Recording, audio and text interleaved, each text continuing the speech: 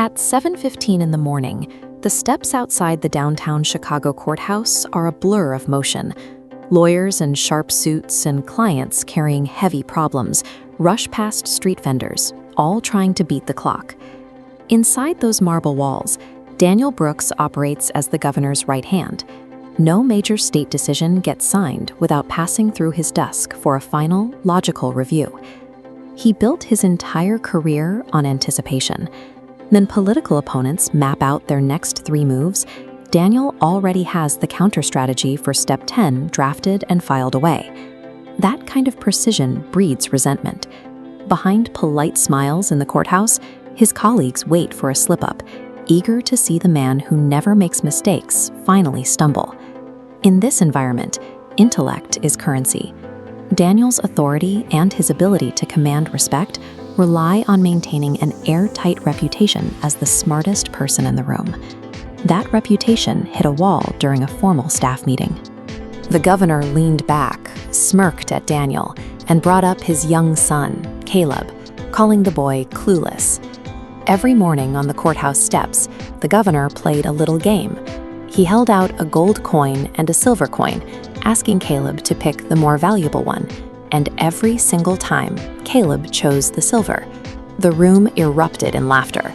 Dozens of highly educated professionals enjoyed the air, mocking the boy's apparent inability to grasp basic value. Daniel sat perfectly still, but his jaw tightened. His son's daily irrational choice gave his rivals the exact ammunition they wanted, turning his carefully protected image into a punchline. That evening, the noise of the courthouse faded into the quiet of Daniel's home.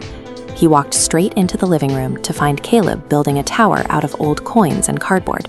He asked his son directly, bracing for the worst, "Which is more valuable, gold or silver?" Caleb didn't even look up from his tower. "Gold, obviously," he replied. Confused, Daniel asked why he kept telling the governor otherwise. Instead of answering, Caleb smiled and pulled his father toward his bedroom, reaching for something hidden under the bed. It was a wooden box packed to the brim. Inside were hundreds of silver coins, reflecting the bedroom light. The sheer volume of the silver changed the context of the story instantly. Caleb was running a deliberate operation that Daniel had completely failed to see. Picking the gold coin ends the game immediately. It secures a high-value prize once, but kills any chance of the governor returning. Choosing silver incentivizes the governor to keep coming back. Caleb traded a single victory for an infinite game, creating a compounding return. Daniel sat on the edge of the bed. The weight of his embarrassment lifted. His son had navigated a complex social trap to build a personal fortune, outmaneuvering every advisor in the governor's office. The next morning, the courthouse steps were just as crowded as they were the day before. Right on cue, the governor approached Caleb with the 2 coins. Caleb picked the silver. The crowd of adults let out their usual patronizing laughs. But Daniel stood tall and relaxed, watching the interaction without any trace of the previous day's tension. The laughter of his peers now sounded like confirmation. He was the only one in the crowd who knew that the boy was the true master of the situation. True patience rarely receives immediate validation. Most long-term thinking is invisible to people focused on the next 24 hours. The governor prioritized a quick laugh and a sense of superiority.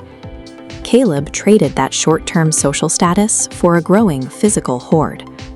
High-yield moves often appear foolish to the crowd. Real success frequently requires enduring public misunderstanding in exchange for a private, overwhelming advantage. Letting others believe they are winning is often the most effective way to ensure that you actually are. Winning the long game doesn't require people to see your strategy, it just requires you to follow it.